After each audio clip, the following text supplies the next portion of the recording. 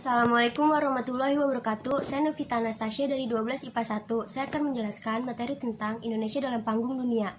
Landasan ideal yaitu Pancasila dan konstitusional luar negeri yaitu pembukaan Undang-Undang Dasar 1945 alinea 1 dan 4. Politik luar negeri bebas aktif dan pelaksanaannya.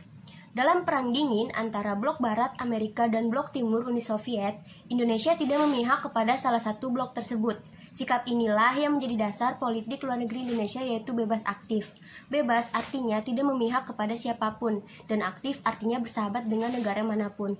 Tujuan politik luar negeri bebas aktif adalah untuk mengabdi kepada tujuan nasional bangsa Indonesia yang tercantum dalam pembukaan Undang-Undang Dasar 1945 alinea keempat.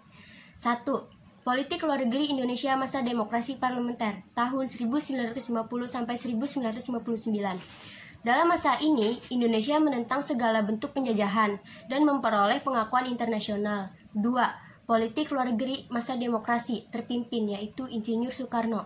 Dalam era ini, Indonesia mencari pengakuan politik sebagai bangsa dan negara yang merdeka. Indonesia juga menunjukkan identitas bangsa Indonesia di dunia internasional, dan Indonesia juga mencari dukungan dalam mempertahankan Irian Barat. 3.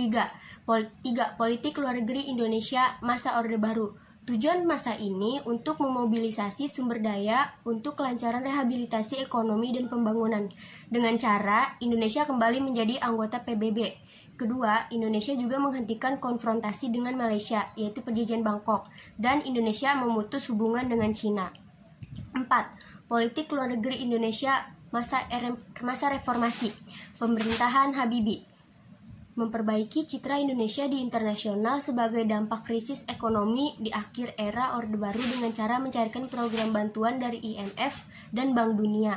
Pemerintahan Presiden Abdurrahman Wahid mencari dukungan pemulihan ekonomi kunjungan ke mancanegara untuk mengatasi konflik domestik dan mempertahankan integritas teritorial demokratis melalui peran militer.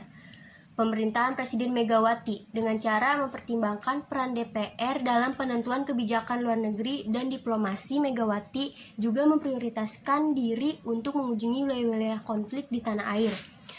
Yang terakhir, pemerintahan SBY mengobati citra Indonesia dengan menarik investasi asing dengan menjalin kerjasama dengan negara lain. Politik luar negeri Indonesia masa ini dikenal dengan lautan bergelombang bahkan menjembatani dua karang.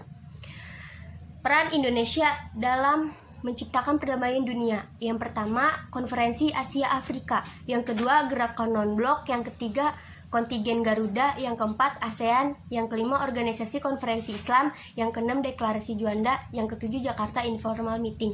Sekian dari saya, terima kasih.